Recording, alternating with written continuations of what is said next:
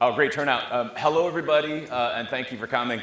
We recognize that we are the last session right before lunch, and so we're keeping you from lunch, but hopefully the content that we're going to be sharing with you today is enough to make the time worthy. Today we're going to be talking about the Mobile Optimization Initiative, or very interesting, fascinating results from a global study of Magento system integrator agencies plus a number of merchants. Today, fantastic panelists here that are talking about a year's worth of data compiled from 200 mid-market merchants globally, and a fantastic community effort, as Rebecca said, all in order to figure out how to convert more and gain more revenue from mobile. As we all know, one of the biggest challenges today is the mobile revenue gap. Smartphone penetration continues to rise, the time on site for mobile increasing, the number of visitors on mobile increasing. The one thing that's not keeping pace is mobile revenue. Today we're going to be talking about the opportunity, the billion-pound opportunity globally for closing that mobile revenue gap. Fantastic panelists here are going to be sharing some of the insights, the experimentation insights that we've learned from a year of testing. So it takes a lot to get up here in front of your peers. Let's give these folks a hand and get to know them a little bit better.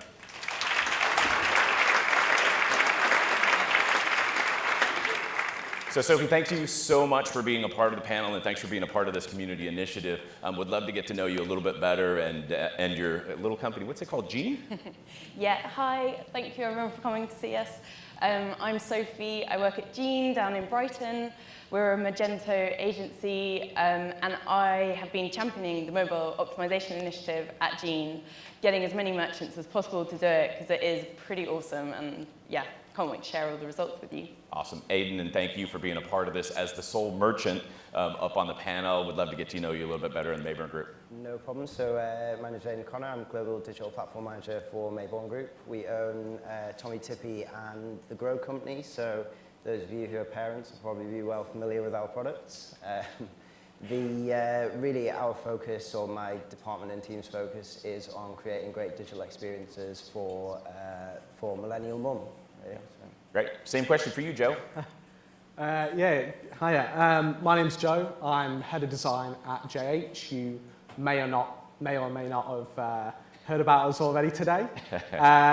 We're an enterprise level solution partner, so we do strategy, design, and development for merchants, basically, people like you.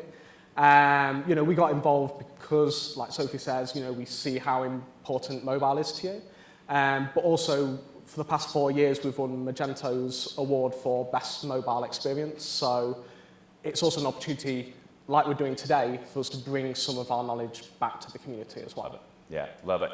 And so, Mark, in order to pull a community like this together, there has to be a third-party source of truth. The fantastic folks at High Conversion and yourself have been a part of this from the very beginning. Tell us a little bit about High Conversion and what you do for them. Yeah, so High Conversion, we're the first collaborative customer experience optimization company, and we're kind of the intelligence behind this whole mobile optimization initiative. So we're the ones involved with the templates that you'll see, and just making sure all that runs, collecting all that data, and really providing the insights there from that side as a third party. So I'm Mark. I'm a senior software engineer with High Conversion. I've been with the company over 7 years now, and just really excited in driving revenue for customers and clients, and just seeing some amazing things that we have seen from this initiative. Awesome. Yeah, and they've been an absolutely fantastic partner as a part of the initiative, and really appreciate you being here, Mark. All right, so Sophie, I talked about it a little bit at the beginning. Mobile continues to grow, penetration of smartphones, but it is literally a billion-dollar problem globally. Can you help us set the context a little bit around what the problem is that we're trying to solve? Sure, and it's really great having Mayborn Group up on the stage with us, because they were one of the first merchants we signed up. 82% of their traffic is on mobile now, but the conversion rate is 2% compared to 5% on desktop. So that is an amazing example of that 3% already conversion rate that could be converted into like millions, if not, lots of money. There's like, lots of money. A lot of money, and that's what we all want. But yeah, and also I think just through all these experiments, I mean, we'll go into a bit more Yeah. detail, but a lot of them, it's just making that experience as pleasant as possible as well for your users, so they just keep coming back and they love using the site. Yeah, absolutely. So Mark, in order to pull this together, so we're going to talk about some of the data that's coming out of the initiative. We're going to be talking about the insights that we've learned from this, but help set the context. So it takes a community to pull this together, right? Right, exactly. And that's the amazing thing, you know, even if we wanted to do this over a period of time, there's no way we could.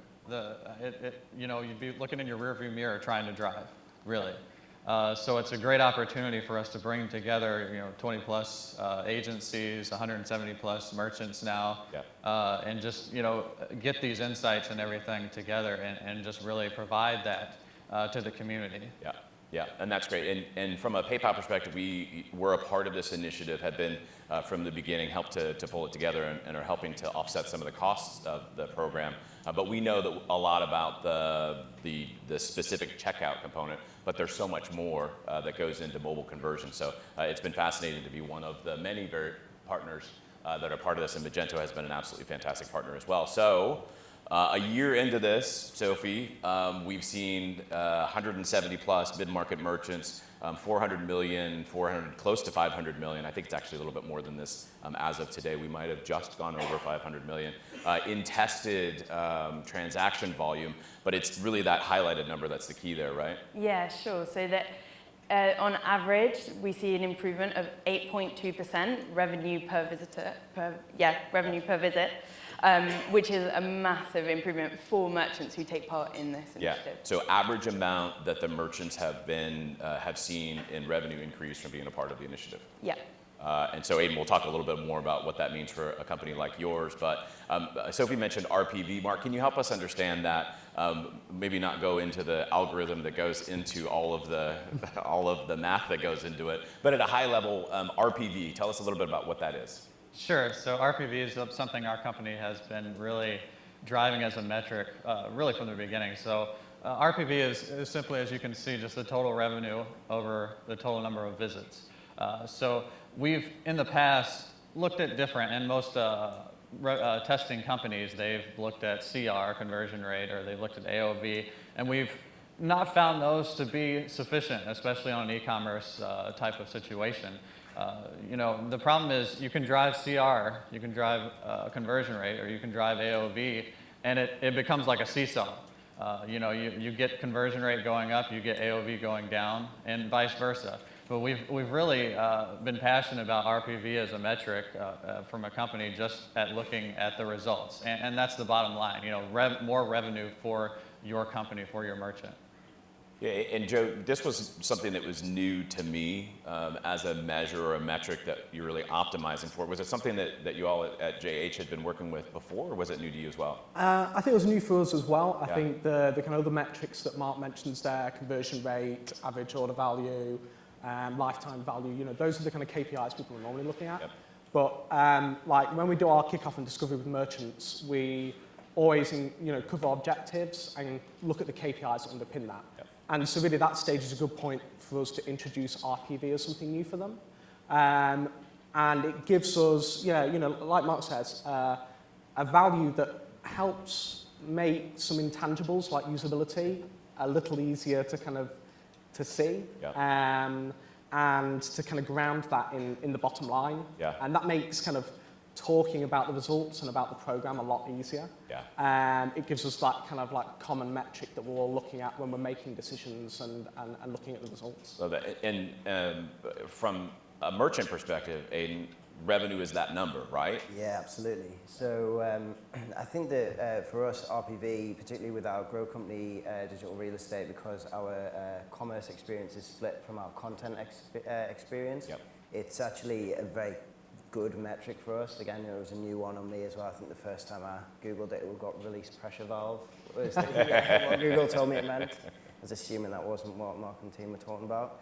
So for us, it's been a really good measure, I would say. Yeah. As we move forward to a more content commerce strategy, it'll be interesting to see how that then changes, because we still will have to cater for the branded element where those people are not necessarily coming to the site to purchase yet. Yep. So it'll be kind of RPV over time and things like that. So I think that as a metric, it obviously is quite young. It's been invented specifically for this, but tailoring it to our individual situation. Yeah. But if we were to be going pure e-tail, I think it would be a fantastic benchmark to monitor success against. Got it. So it's at this point where we've set the foundation for a community that's gotten together, but really what anybody wants that's sitting in the room are the actual results, show us the actual data. But I think it's important to say we're going to be sharing 5 experiments that are part of the community, the results from 5 experiments, but there's over 120 of them that are live today. Thank you, Mark and team, for building 120 different experiments, but yeah. Yeah, so there's 120 experiments, and the awesome thing about it being a community initiative is that keeps growing. So it didn't start on 120, it started on fewer, and then as we go through, as we learn, as we grow, like we're just, well, you guys are doing all the hard work, adding more and more experiments to the test for merchants to try. So it's really And it's the exciting. entire experience. It's from the vision is from the point a consumer visits the site, we're doing experimentation across the entire experience, right, Mark? Right. Yep. Yeah. And so today we're going to be talking about a couple of them. The first experiment that I want to talk about is near and dear to my heart because it's exactly how I shop. Anytime I go to a brand's website, when I see the coupon code, what do I immediately do? I open up a new browser. Sorry, Aiden. I open up a new browser window and search for that brand and coupon code. So when we're looking at these experiments, Mark, I'm going to call on you for this one, and then Joe, I want to talk a little bit about this. Help me understand what we're looking at here when we say control and treatment. Okay, so control is the untreated site, just what you normally would see as a visitor coming in. Then our treated is when we are making that change to that site. So starting off with a 50-50 split and letting our algorithms do the optimization there. Yeah, and Aiden, so the only thing that we're looking at here from an experience perspective is just collapsing that coupon code. Absolutely. So I think for us, really, it's that sense of entitlement that the customer has the minute they see that promo code box is there must be one out there. Yeah. Very often it's not the case. It also, I feel that, well, say I feel, and this is part of the thing really, is that today we had feelings about this being something we need to do. Now we have data. Yeah. So when we go back to, it's myself or a member of the team can go back to the directors and we can say, you know, we believe we should get rid of or collapse the promo field. Yeah. And I automatically go, but every site has a promo field. Yeah. We can't be different. Yeah. So Sophie, help us understand. It turns out that other people shop like Rob does, right? Sure does. So I'm trying to work out which screen to make it out better on. So this experiment we can see has a 99.8% success rate, which means that 99.8% of merchants that tested this had a successful outcome, which is really, really amazing. And you can see that on phone especially, we've got some amazing stats, plus 3.34% RPV. So yeah, it's definitely a winner, this one. Yeah. So, and it makes sense, as Aiden said, by collapsing that coupon code, there's an emotional response there. But Mark, help us understand the data here. So we're not just talking, it's a mobile optimization, we're trying to close the mobile revenue gap, but we're collecting data against all the different types of devices, right?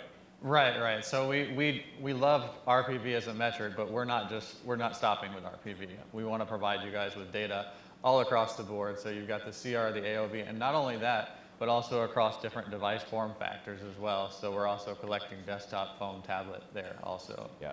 And so the takeaway for this one, Joe, is absolutely every merchant should collapse the coupon code, right? I'm going to poo-poo that 99.8%. I know you and I have had a chat about this one, you know, in the kind of catch-up calls.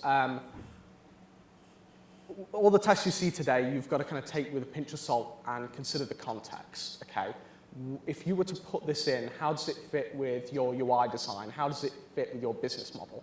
And the counter example that I gave is of a couple of our clients who rely on coupon codes for their first-time customer acquisition. And in usability testing, we would observe users ping-ponging between the basket and checkout and everywhere else trying to find this hidden field. And so actually, you know, it was probably driving abandonment and frustration. And for me, I think sometimes if you are offering a code and that's the way in, I think you're far better being open, taking that first purchase, getting the emails, being able to then market to them and drive that repeat business. Yeah. And so, yeah, for me, one of the kind of other overarching things to take away today is think about the context of it and how it fits your business. Yeah, absolutely. That's a good call out. And so this is another of my favorites because it's such a simple change. So Sophie, I'm going to ask you, so this is, we call it the auto cart update, but really what we're saying is from a user experience or from a consumer experience, simplify everything for the experience, right? Yeah, absolutely. So with Magento out of the box, when you make a change to your cart, the quantities in your cart, you have to then confirm that action with an update cart button. On a phone, depending on the size of your buttons, that can mean some precious screen space is taken up. So with this experiment, what we're doing is just as soon as you make that change to quantity, that's just automatically updated without needing a button. Yeah, and it had a pretty impressive impact on phone, right, Mark? Oh, you can see it there. Yeah. And not, So a greater than 8% increase on revenue. I think the context, though, is it's just for those users that experience that experiment, right? I think that was a tortured phrase, but those folks that actually increment that product Right. in their cart are seeing an improvement, or the merchant seeing an improvement for that experiment, right? Right, so we do focus this down to those that are actually engaging with that area. Yeah. Especially. Yeah. And then Aiden, from your perspective, so it seems like it's just such a simple change. I mean, how does experimentation like this help you in your role? So again, it's about having the data and the confidence to act, Yes. being able to prioritize backlogs based on what we know is working, what isn't working, and there's 101 things you could do to your site, but how do you know which one to do first? This tells us that this should be pretty high up that list. Yeah, and you can actually tie an actual dollar amount back to that change, right? Yeah. Make the business case. Yeah, fantastic. So Joe, on this one, I love the distribution. What are we seeing in here? 95.5% success rate. So it sounds like simplifying is a smart one. Are you gonna say don't do this? No. This is definitely. I think this is one of those ones where, I wouldn't even test something like this. I would just bake it into best practice. This is the kind of thing where I think about how we design and build the baskets for people, and this would just be in there now. Yeah. So I think we're just seeing a test where maybe there's an opportunity here just to generally do a few kind of basic usability improvements like this that are dead certs. Yeah. So at a high level, simplify, absolutely. Do some of experimentation for these, but some of these it's just a no-brainer to put it in, bake it into best practices. Fantastic. So I love this one in particular because we're talking about simplifying, reducing distraction is this other overarching theme that we're talking about, right, Sophie? Yeah, absolutely. So do you want me to talk about this experiment a bit? Cool. And then Aiden's got a lot to talk about on this one as well. Okay. So what are we seeing in this one? So in this one, we're seeing quite simply just hiding the add to wish list function on a product page, not giving users that distraction, that ability to save something for later. Yeah, and Aiden, I love this one for you because you were talking about your typical customer, and removing wish lists is fairly important, or removing distraction, fairly important, right? Distractions, yeah. So, our time spent on site and other metrics are totally at odds with any other project I've ever worked on. Yeah. Mum's there, sat on the sofa, baby in one arm, 3 in the morning. The only source of entertainment she has is her phone because it's in her pocket because the TV remote's across the other side of the room. I've lived this, by the way. And, so the phone comes out and it's there, and we're serving the content to mum, so then she goes on site and maybe she's Googling, items to help my baby sleep better, whatever it is, she comes on site, and then those distractions it's so important to just help her expedite her through checkout because a mum wants that solution. She's Googling this problem, and being able to, as Sophie says, let her save it for later, lets her mull over that decision. She starts to look at competitive products. She goes back through that purchase decision again. So for us, really, it's about helping guide mum, knowing Yep. she's got the right advice and getting her through that checkout there Yeah. and then. And it turns out, Joe, that many people shop the way the new mom Yeah. shops, right? If you remove those distractions, it has a positive impact. Yeah. I mean, ultimately, I think we're saying distraction here, but I think Yeah. what we're really trying to look at is branching paths in terms of like what the next step is for people. Am I heading towards building a wish list, or am I heading towards building a basket? Love that. So I think going back to the context point again, I think if you are a merchant that's selling usually like 1 to 2 items in a basket, you know, you probably are going to want to push towards that basket route. But you know, I know it says up here about the fashion sector. Yep. You know, the behaviour is completely different there.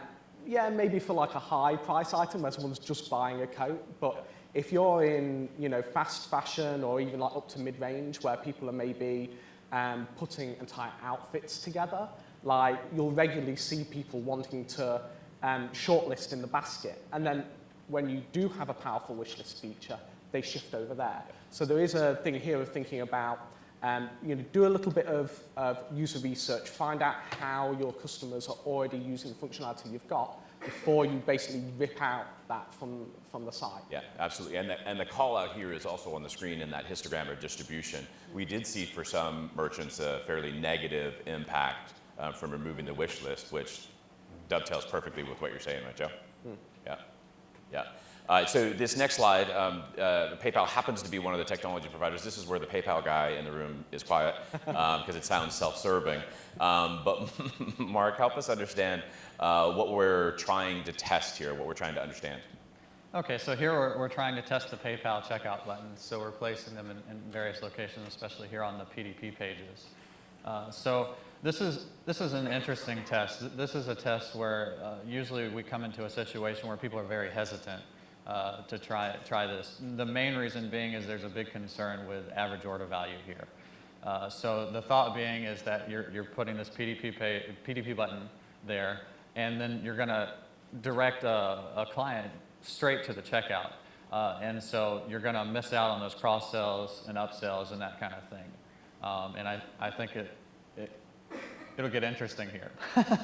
Well, the good news, again, the PayPal guy is supposed to be quiet, but there wasn't a dramatic hit to Exactly. AOV, right? Yeah. We were lucky enough in these tests that there was a positive impact for revenue, Sophie, and not a lot of AOV impact. Did you want to say how much you love PayPal? Absolutely. Yeah, no, I mean, I think the good thing to sort of note from this is I think when we were doing the white papers around the mobile optimization initiative, the cart abandonment rate on mobile is, I think it's 86%, whereas the abandonment rate with PayPal is much, much lower. So it's a situation of, yes, if you're trying to get your AOV up, perhaps this isn't the test for you, this isn't the experiment for you. However, to get that cart abandonment rate down, you know, why not offer people something they know? Thank you for saying nice things about PayPal, Sophie. But I think the call out, though, from specifically testing this on the PDP or product detail page is that we did see some negative impact from a revenue perspective for some merchants there. So it's something you absolutely want to test, right, Ian? Yeah, 100%. And I think that, again, you know, across the full product range that we sell in Mayborn, not just Grow, where this experiment was conducted on, is, you know, we have electrical items that are actually probably quite a considered purchase that cost over £100. Yeah. We have soothers that cost £2. You know, so, and that's the range. So I think that maybe even going down that route of not bespoke interfaces, but picking and choosing which products you would have this button on. It doesn't always have to be the you know, across every Across the board template on the site. Yeah, that's a good call out. Anytime I see results from studies, it's always glowing, absolutely everything worked fantastic, we're only showing you the great stuff, but actually we saw quite a bit that was surprising and negative. We talked about removing all distractions. Remove all distractions all the time, right, Sophie? Not always. It turns out people love using breadcrumbs. This had a pretty negative impact, I think, pretty much across the board when we did remove those. Even I think when we tried to simplify them a bit, that also, people didn't want that. I think the takeaway from that we sort of all learn is that people don't, especially on mobile, they're using those breadcrumbs so they don't get lost on the site. That's what they feel comfortable with, so yeah. And Joe, it's similar to what you're talking about, that user journey. You want to make sure that folks are I think stranded. I think Sophie hit the perfect point there. This is kind of like usability 101. Like when people are entering a page, there's an orientation step they're going through, and what breadcrumbs and page titles and that hero image provide is an opportunity to say, did I land in the right place? So that's the first thing it's doing. Yep. But the second thing that it offers is the ability to move laterally through the site. So to pogo, say, up to a category and down into another one. Because we can't just assume that somebody's come from the homepage and drilled down. We've got to think that they might have come through PPC or a shopping advert, and actually what they've clicked is something that's like what they want, but not what they want. So the breadcrumbs offer that opportunity to go, maybe I want something slightly different, and it offers that route. So if we think of it part of the bigger journey, that element can be really critical. Yeah, absolutely. And it was funny that everything else when we removed distractions, roundly successful. This is one of those where people, as you said, Sophie, people love breadcrumbs. They love breadcrumbs. So we're going to have time for, I think, just a couple of questions here in just a moment. But for merchants in the room, agencies in the room, we're actively working with folks to become a part of the initiative. From a merchant perspective, it's complimentary. High conversion is complimentary. The work that the agencies are doing is complimentary. We're helping to offset the cost there. And I think, Aiden, you would say from a merchant perspective, has it been a positive? Yeah, positive? absolutely. Yeah. Fantastic. Just do it. I was hoping you were going to say that. Yeah. All of the data that we showed here today, plus a lot more, is available on the mobileoptimize.org website. We're trying to be as transparent as possible about what we're learning as a part of this effort. Please visit, and please, if you're a merchant or agency, come to the PayPal booth, come talk to Sophie, come talk to Mark, come talk to Joe, come talk to Aiden about what it might look like, and become a part of it. So I think we have maybe, since I talked too much, one question. Hand in the room. Yes, back in the back there. Oh, is that Quentin from Shipper HQ, the most recent technology partner that we just added? Absolutely. From a tech partner, that was are you a plant? We have slowly added additional technology partners because we want to test a lot more in the journey of consumers. One of those things is shipping. I'm excited to do that. Are we out of time, Rebecca? Oh, wonderful. Wonderful. No, and I think we have time for one more question. Please. It's all right, I can repeat the question if you don't want to. Strong customer authentication will impact checkout success rates. So to repeat the question, strong user authentication, does it have an impact on RPV? Who'd like to take that? I can take it. Aiden, oh, wow, all right. So although I can't think of any data, there is a very, very strong leaning towards the likes of invisible capture now, and other kind of less intrusive forms of authentication, because again, just thinking from the point of view of our industry, if you've got a baby who's crying, a toddler who's busy spilling the Cocoa Pops on the floor, again, I've lived these, then you don't want to be sitting choosing which traffic lights, for example, or which images have traffic lights on, and then when you think you've got through it, you have to select more traffic lights. Yeah. So sorry if anybody's from capture in the room, but yeah, invisible capture and others. It's about removing those distractions again. Anything that, from our perspective, that we can do to stop that, for those levels of frustration rising, is great. One more question? Oh. Ready for lunch? Yeah, everybody's ready for lunch. There's one. Go ahead, please.